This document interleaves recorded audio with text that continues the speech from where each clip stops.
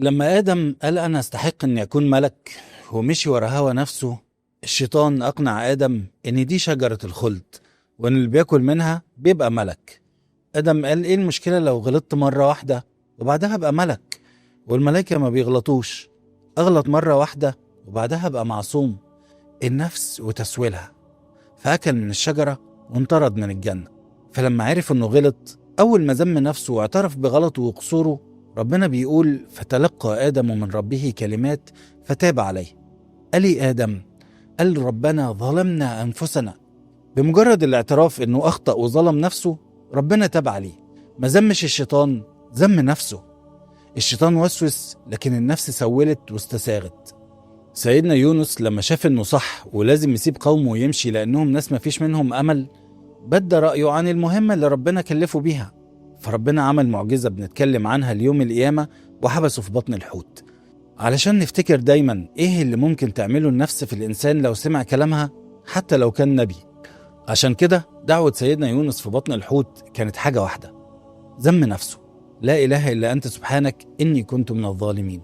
ودي دعوة من الدعوات التي لا ترد أبدا، ويفرج الله بها الكرب رغم إنها لا شيء غير تعظيم الرب وتحقير النفس. ذم النفس ورغبتها وراحتها وشهوتها أصل من أصول الوعي الديني عند المسلمين. الإنسان اليومين دول بقى يلف في فلك نفسه. بقى عندنا نوع من المركزية المفتعلة اللي بقت تحدد الصح والغلط بناء على رغبة الإنسان أو القيمة اللي معروفة دلوقتي بالإنسانية. والنفس البشرية بقت هي اللي تحدد قيمة الأشياء، وده ضرب من الجنون. المركزية عندنا كمسلمين المفروض تكون مختلفة تماما. الشيء الوحيد اللي له قيمة بذاته ويستطيع أن يهبها للآخرين هو ربنا. هو اللي بيعطي قيمة للحلال فيبقى ده الصح، وبيعطي قيمة للحرام فيبقى ده الغلط، وبيعطي قيمة للشخص القريب منه فيصبح محترم وقدوة، ويسلب القيمة من الفاسد ويصبح عبرة.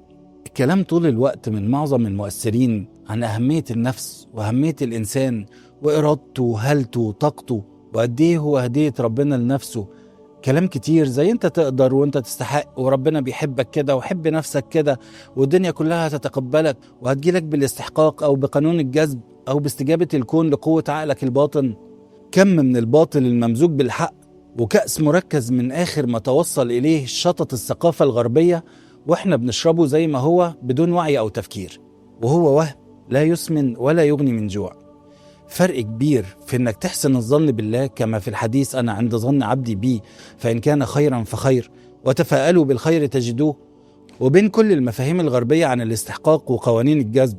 فرق كبير زي الفرق بين البيع والربا، ان في الحالة الاولى انت قلبك متعلق بخالق الكون وعندك يقين ان ايا كان اللي هيحصل هو من عند الله واكيد هو الخير ليك، سواء اللي هيحصل ده اللي انت تمنيته او حاجة تانية. إنما في حالة الطاقة والاستحقاق وقانون الجذب وما شابه، القلب معلق بالأسباب نفسها، والخير هنا بيكون في اللي انت عايزه بذاته، والفضل بيرجع لنفسك إنها أرادت والكون استجاب. وده كلام ما أنزل الله به من سلطان. فيا صديقي ويا عزيزي، أنا آسف إن أقول لك إنه على العكس من الاتجاه اللي انت واخده، لو عايز تعيش مرتاح في الدنيا انت محتاج تنتصر على نفسك في المقام الأول، وكأنها سنة كونية. أي حاجة في مصلحة الإنسان من صحة أو نجاح أو دين ضد راحته وهوى نفسه. النفس لها شرور ومش عايزاك تتقدم، وكان من دعاء النبي عليه الصلاة والسلام اللهم إنا نعوذ بك من شرور أنفسنا. كان بيستعيذ من شرور نفسه كما يستعيذ من شرور الشيطان. النبي عليه الصلاة والسلام كان بيقول اللهم لا تكلني إلى نفسي طرفة عين، وكان بيقول اللهم إني أتبرأ إليك من حولي وقوتي إلى حولك وقوتك. ربنا بيقول وأما من خاف مقام ربه ونهى النفس عن الهوى فإن الجنة هي المأوى. ربنا جعل في بعض المواضع السبيل لدخول الجنة هو بس إنك تنهى النفس عن الهوى ومقاومتها حتى لو على أقل الأشياء، ولو كان إسباغ الوضوء على المكاره. قيمة الإنسان الحقيقية في إنه يبقى مطيع لربنا رغم قدرته على المعصية، وعلى قد ما بتعمل ده على قد ما بتعلى قيمتك. الإنسان اللي بيطلق لنفسه شهواته العنان ربنا قال عنهم يتمتعون ويأكلون كما تأكل الأنعام. حتى لو أخطأت، عظمة التوبة في إنك بسرعة تشوف الخلل في نفسك وتعترف بظلمها وتتوب وتتبرأ إلى الله وتطلب منه بعظمته المغفرة. هو ده محور التوبة كله. أنا ظالم لنفسي وأنت عظيم رحيم. ومش هتقدر تشوف ده إلا لما تبقى المركزية في عقلك لربنا هو القيمة اللي بتستمد منها الصح والغلط. بتلاقي الإنسان بعد كده تلقائيا حتى في مشاعره بيحب أي حاجة أو أي شخص يقربه من ربنا، ويبعد عن أي حاجة ممكن تمشي بيه عكس المصفوفة اللي حطها لنفسه. احنا عندنا مفهوم كمسلمين اسمه العبودية، وهي ببساطة تقديم أوامر ربنا عن هوى النفس.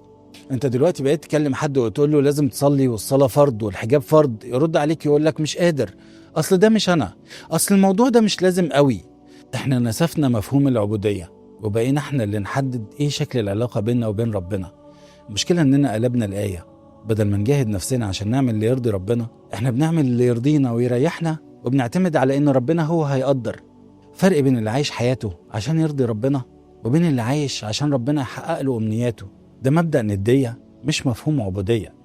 كاس التغريب اللي بنشربه ده مبني على ثقافة غربية مشبعة بالرفض لكل ما هو ديني بالأساس، اللي فيه الإنسان هو اللي بيحدد طبيعة علاقته بربنا وإيه نوع العبودية أو الطاعة اللي هو شايف إنها الأصلح ليه، وإن ربنا بلا شك هيتقبل منه ده لأن ده هو اللي يقدر عليه. لما تكون المركزية هي النفس هتلاقي دايما طريقة للتحايل على التكليف. الخطورة لما بتلاقي ناس بتستبدل طاعة ربنا في الفروض مثلا بالإحسان للآخرين، فتلاقي ناس بتشرب خمور أو بتقيم علاقات غير مشروعة أو متوقفة عن الصلاة والصيام من سنين، بس بيساعد الناس وبيعاملهم كويس وشايف إن ده كفاية. هو شايف إن ده شكل الطاعة اللي المفروض يرضي ربنا، لحد ما النفس تمله ويبتدي يدور على حاجة جديدة، فتلاقي نفسك واحدة واحدة بقيت عبد لأهوائك وبعيد كل البعد عن ربنا. خلي ربنا محور الحياة. اسأل نفسك قبل أي تصرف، هل ده يقربني من ربنا ولا لأ؟ أنا فين من الحلال والحرام؟ هل أنا بقدر أتحكم في نفسي وباجي على هواها علشان تكليف ربنا ولا لأ؟ ويا ترى أنا عبد جيد وربنا راضي عني ولا لأ؟ خلي ربنا هو الهدف الوحيد في الحياة، لأن صدقني مفيش حاجة هتهدي روحك وتحسسك بالسكينة غير رضا ربنا. لو الحلقة دي لمست حاجة جواك شاركها مع غيرك، يمكن يلاقي فيها جواب لسؤال محيره من فترة. خلينا ننشر الخير وربنا كريم.